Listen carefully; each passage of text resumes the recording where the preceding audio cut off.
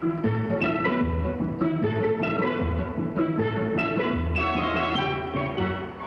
of these men was brainwashed by the communists. What is your name, please? My name is Bud Maheuron. My name is Bud Maheuron. My name is Bud Maheuron. Only one of these men is the real Bud Maheuron. The other two are imposters and will try to fool this panel. Robert Q. Lewis, Betty White, Barry Nelson, and Kitty Carlisle. On To Tell the Truth with your host, Bud Collier.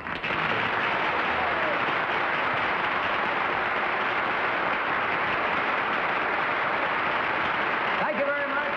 Thank you, and welcome once again to Tell the Truth, brought to you this week by Salem Cigarettes. Good evening, panel. Good evening, Bud. How are you all this evening? Ready to go here and raring too?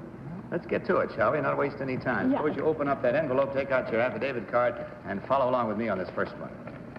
I, Walker Bud Maheuron, was a leading American ace in World War II. I shot down 21 enemy planes. At the outbreak of the Korean War, I was reactivated as commander of a fighter group. While over communist territory, I was shot down and captured. I was placed in solitary confinement. After 16 months of grueling interrogations and unbelievable mental pressures, I realized I was beginning to crack. To retain my sanity, I concocted a phony confession.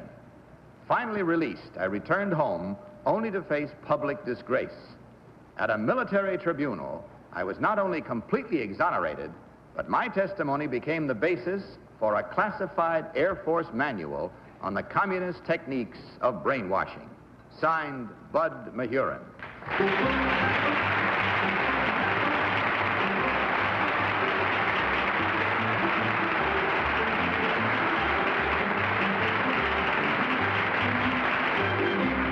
Panel, these three gentlemen all claim to be Bud Maheuron, Air Force hero. We'll start this questioning with Barry Nelson. Barry? Thank you, Bud. Number three, what city were you, what was the nearest city in Russia that you were captured in?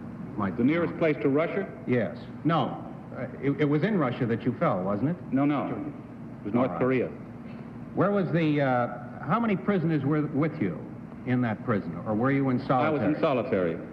Number two, were you given any liquids of any kind during this brainwashing that might have contributed to your dilemma?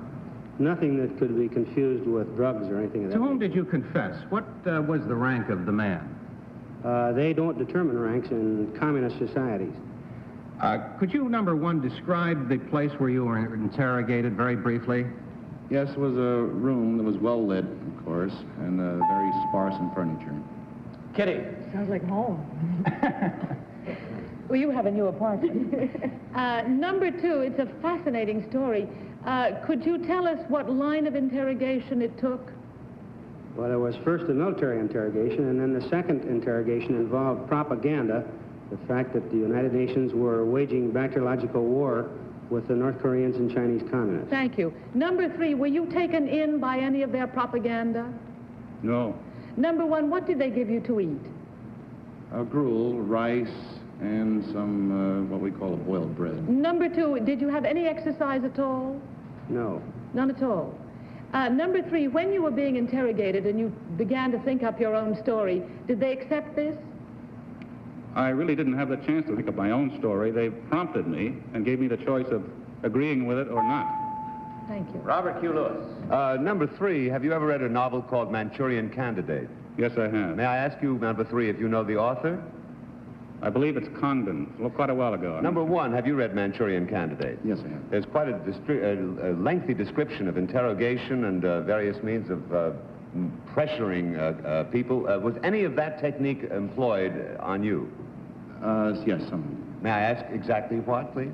Some of that's still classified. That's classified. Number two, who was in charge? You were a commander of a fighter group. Who was directly above you in command? The wing commander. Who was he, please? His name was Harrison Thing. Betty White. Thank you, Bud. Number three, when you, say, signed this allegedly phony confession, did they accept it readily? No. How many people did you have to go through before they accepted it? I only dealt with one person.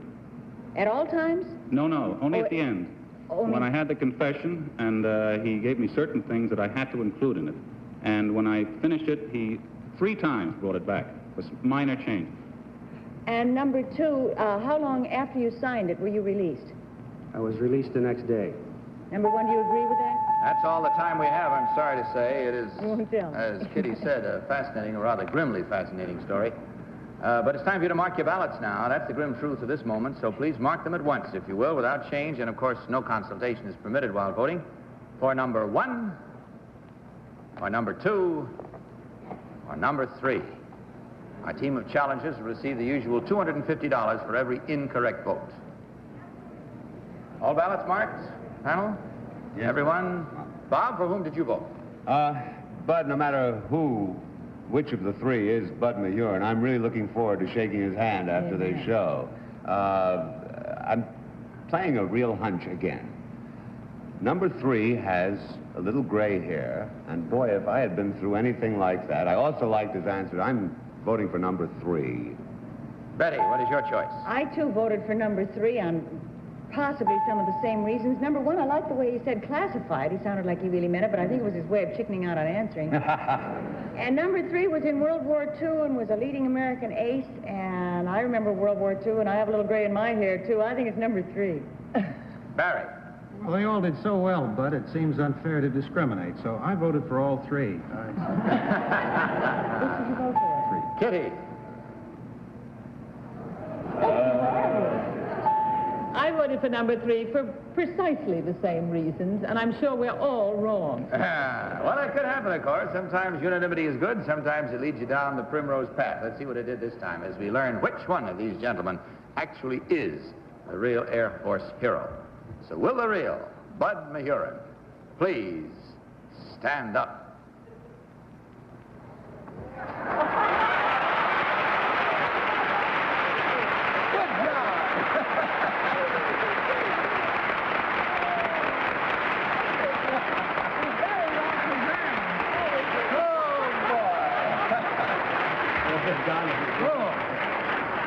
I would have found this stuff out that they were good. Yes, Betty. His mummy used to lift him up into his plane in World War II. Well, he's not going to tell you how close or minus that one may be, but it's, I speak in behalf of all of us, as Bob started to say, that we're mighty proud to have you in our presence, sir. Thank you. Thank God there are Americans like you. Number 1, what is your real name and what do you really do? My name is Chuck Riley, and I'm Vice President of the Wilcox Walter Furlong Paper Company in New Brunswick, New Jersey. And number 3, you with the gray in your hair, who walked off with all the votes. What is your real name and what do you do? My name is John Dirks. I'm a sculptor. I design and build copper fountains.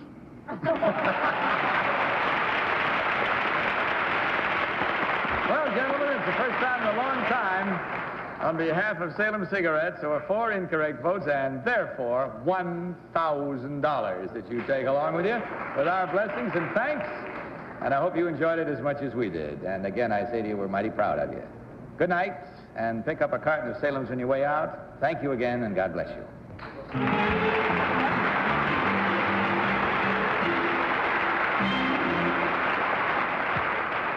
Incidentally, Bud Maheuron has related his experiences in a book, which I know you'll find fascinating, published by Putnam, and it is called Honest John.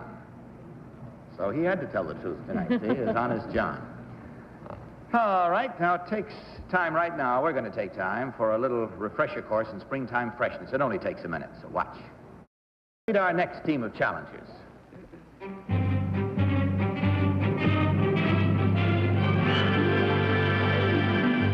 What is your name, please? My name is Wally Green. My name is Wally Green. My name is Wally Green. Will you follow along with your copies of this affidavit, panel? I, Wally Green, am a professional dancer and choreographer. I am responsible for the choreography of such movies as Irma la Douce and Some Like It Hot. Some 14 months ago, my career took an intriguing turn. I became the chief instructor for the Pink Pussycat College of Burlesque Dancing. The tuition for the 10-lesson course is $100. In addition to the regular dancing lessons, we give courses in the history and theory of the art, the psychology of inhibitions, and controlling the structural components of the anatomy. Vocational advice and assistance is provided for all students. Upon graduation, our alumni all assume stage names such as Fran Sinatra, Rocket Hudson, and Peeler Lawford. Signed, Wally Green.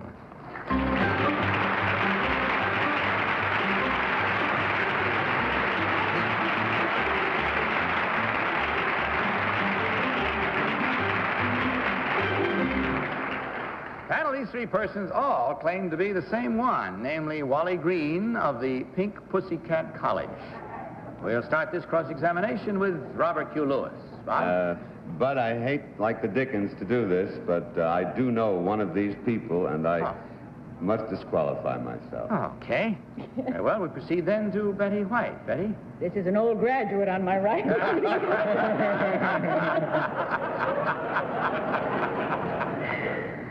Number 3, how long is the course? It's 10 lessons, and it can be used over any amount of time that we or the student sees fit.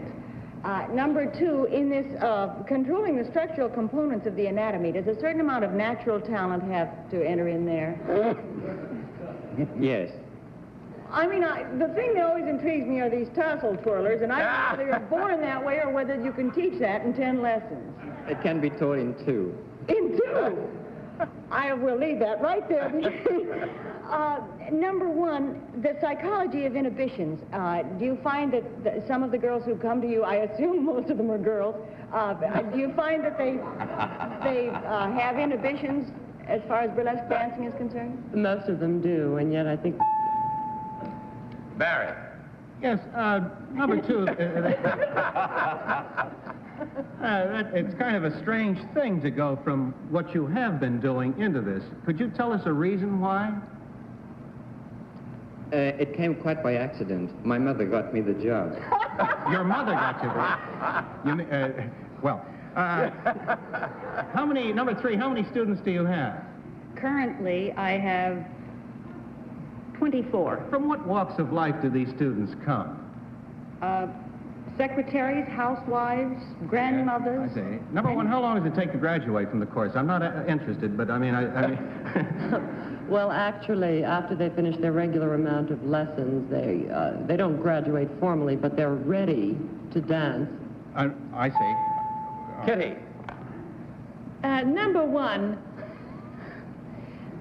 when you graduated from this, if you're a housewife, where do you use it? At home, of course. At home? Yes, well, most women that are housewives are not really interested in doing it professionally. They're doing it because I think there's a little bit of the vamp in every woman. Oh, indeed. Number 2, who directed the movie Irma la Douce? Billy Wilder. Number 3, can you tell me Jerry Robbins' last production on Broadway? No, I can't. Do you know number 1?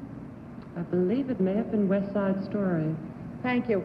Number 2... And that's all the time we have, I'm sorry to say. I didn't get a chance to ask if they teach me. I'm real sorry, but I'm sure we can work it out, Kitty. Don't worry about it.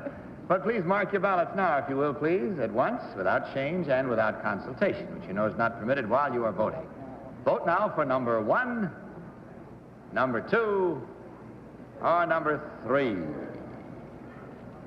Are all ballots? Wait a minute. All right, while you're marking your ballot, I'll remind everyone that Bumps Lewis has disqualified himself down there, and that will go as an incorrect vote. All right, Betty, for whom did you vote?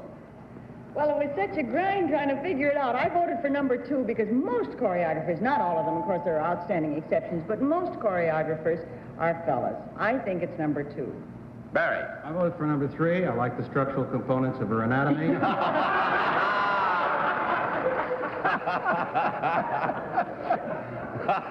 That's the best reason I've heard in 7 years. Kitty.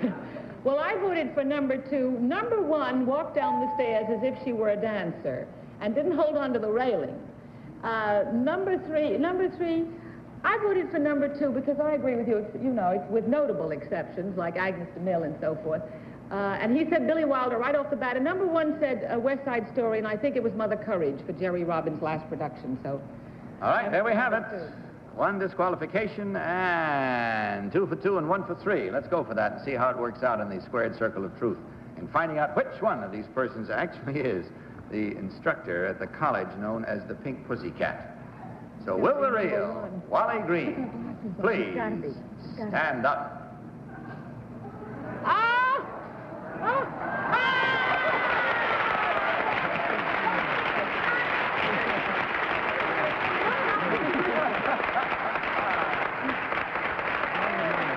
Good job. Good job all the way. Number 1, what is your real name and what do you really do? My name is Ronnie Leonards, and I'm a fashion coordinator in New York City.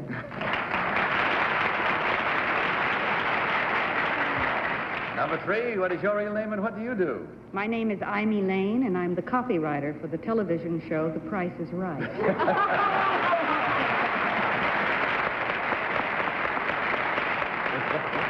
Oh, my. Bob, suppose you tell us now why you disqualified yourself and because of whom. Well, let me explain. In the first place, I have never taken instruction at the Pink Pussycat. Neither have I given it. Actually, I walked into the Price is Right office today, chatting with some people, and all of a sudden, number 3, Imee, came in, went, and walked right out again. I had no idea what it was all about until I saw her tonight. So there you are. Okay, well, it was advantageous for you ladies because in checking the score, there were actually only 1 incorrect vote, but that goes as an incorrect vote. That makes it 2, so at $250 each, your smile should come at the $500 that is coming your way from Salem Cigarettes, and of course, a carton of Salem's on your way out. Thank you very much for giving us the fun that you did, and hope you enjoyed it too. Good night. God bless you.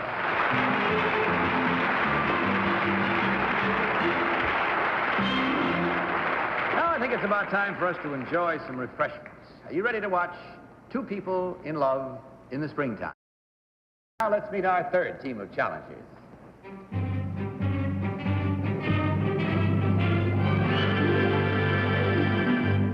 What is your name, please? My name is Brigitta Troy. My name is Brigitta Troy. My name is Brigitta Troy. May I read this affidavit to you, panel, and ask you to follow along on your copies? I, Brigitta Troy, am co-editor with my husband of the 1963 edition of a travel book designed primarily for college students. Our guide particularly emphasizes those special places where the young at heart can meet other congenial people of their own age and interests. Armed with this book and an international student identity card, a young person can discover how to ride trains and buses at half fare, where to find meals for 20 cents, how to hitchhike, how to get a summer job abroad, and how to get the use of a car free. The purpose is to give youthful travelers all the facts we wish we had known on our student trips to Europe. The book is called Let's Go, A Student Guide to Europe, signed Brigitta Troy.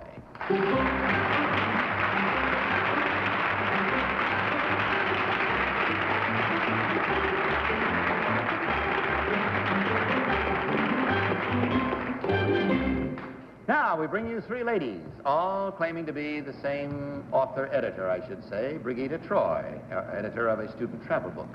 May we start this round with Kitty Carlisle. Kitty? Thank you, Bud. Number 2, I'm going abroad this year. Could I take advantage of your information? Yes, you could. Even though I'm not a college student? That's right. Anybody can use it. Number 3, how do you get a car for free? Well, that sort of has something to do with luck, really, because you with go... what? With luck. Uh-huh.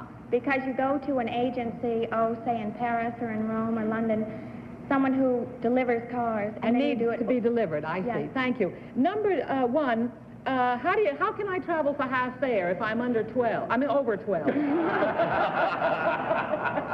I don't know, but if you find out, would you let the rest of us know? Well, it says here you can travel half fare. With a student card. Huh? With a student card. Oh, with a student card. Ah, well, there you are. There went that dream. Robert Q. Well, let me carry on that line of questioning. Where would a person get an international student identity card? Number 2. He would get it from the National Student Association here in New York. Number 3, would there be any age limit? Suppose there are many grandmothers and grandfathers studying at colleges. Would they be permitted to As long as they were legitimate students, yes. All right, number one, I'm very curious about the 20-cent meal. In what country could that be gotten? Well, it's not necessarily, confined to the country. It's where you go. And this particular reference happens to be to a resident house in a college. Number two, is it... Betty. Number 2 is a pup. Is a pup. Number 2, where did you do your research for this book? We did it in Europe. You and your husband? That's right. Number 1, had you traveled before you were married? Yes. A great deal? Not that much, no, but no. Number 3, where would you say is the most popular place in Europe for meeting other congenial young people? Well, I think Paris is probably the best place for students. It's not where I had the most fun, but I think Paris probably has the most students. Where did you have the most fun? Rome, I like Rome. Number 2, thank you. Barry. All right, number 2, what is the price of one of those cards? Of one of the cars? No, cards. Oh, the cards. I believe it's $1. Number 3, who wrote The Poor Man's Guide to Europe? My kind of book. $5 a day. Yeah. Arthur Fromer. Oh, he did? Yeah. All right. Now, number 1, what would be how much should a student expect going on one of these cards to pay at, say, 4 weeks vacation? 4 weeks? Yeah. Well, it depends, of course, upon how you're going to travel once you get there. I mean, if you're going to travel by rail or if you're going to travel by car. That's all the time we have. So while you're making up your minds how you're going to travel, will you mark your ballots, please? Mark them at once. No change permitted, of course, once marked, and no consultation. Vote, if you will, for number 1, number 2, or number 3. All voting at an end, is it? All right. Robert, for whom did you vote? I don't like what I did. they're all so pretty and so nice and everything. I voted for number 3, but I don't like it. You don't like her or you don't like it? She's too obvious, I don't know. Betty. I voted for number 3 and I liked it. I tell you, number 2 faded a little bit on that price of the identity card. I think she would know the price very, very rigidly if she had written this book with her husband. Number 3 got me on the answer to the author of your book that you mentioned, and please tell me that it's a real book. You didn't make up that book. I didn't think that was... Barry, what is your vote? I didn't think... I'm voting only because I'm a good citizen. But I voted for number 1, because 3 just hasn't worked out tonight, I guess. And I think 3 was wrong about the book. Oh, swell. Kitty. I think it's number 1, but I voted for number 2. And I don't honestly think it matters about the price of the card. She wrote the book, really, At least I'm convinced she did. And number 1 said that it was not going to be possible for me to travel at half fare, and that made me sore. All right. There we have it for some of the finest reasons in the world.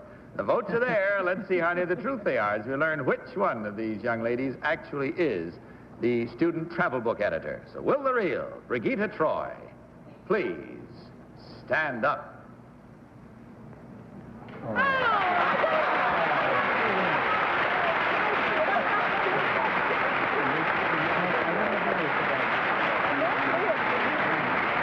Well, we thank you. You're some very good actresses in that little trio there, I'll say. You did a good job of fooling. Let's find out about your 2 friends now. Number 1, what is your real name and what do you really do? My name is Sheila Scranton, and I work for an art director here in New York. Number 3, you got half of the votes. What is your real name and what do you do? My real name is Judy Shepard, and I work for the operations manager at the IBM Time Life Data Center.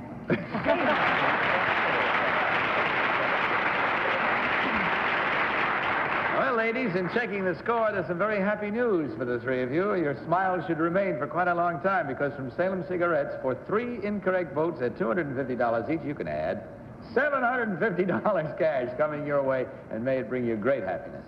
Thanks for being with us, and pick up a carton of Salem's on your way out, if you will, please. Good night, and God bless you.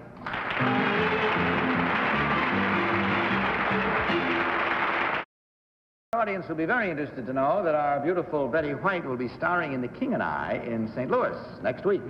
Yes, sir. Next Monday's opening night, and hold a good thought, I hope I do better than I do here. And I'd like to remind you also that Robert Q is, let's see, you'll be in the Westchester County Playhouse, right? Right. Starting on August 6th, I believe it is, in Send Me No Flowers. Thank the you, rest of us will be right back here next week. By the way, have you been promising yourself that you will get seatbelts for your car? Well, don't delay. Get them. They save lives. In your car, not in the store, so get them. Good night, panel. Good night, Bud. Bless you all, and thank you for everything. And don't forget to join us the same time next week, and I'll be back with you tomorrow afternoon on our afternoon show. In the meantime, speaking for Salem Cigarettes, good night, and may I remind you once more to tell the truth. Good night. To Tell the Truth is a Mark Goodson, Bill Todman production.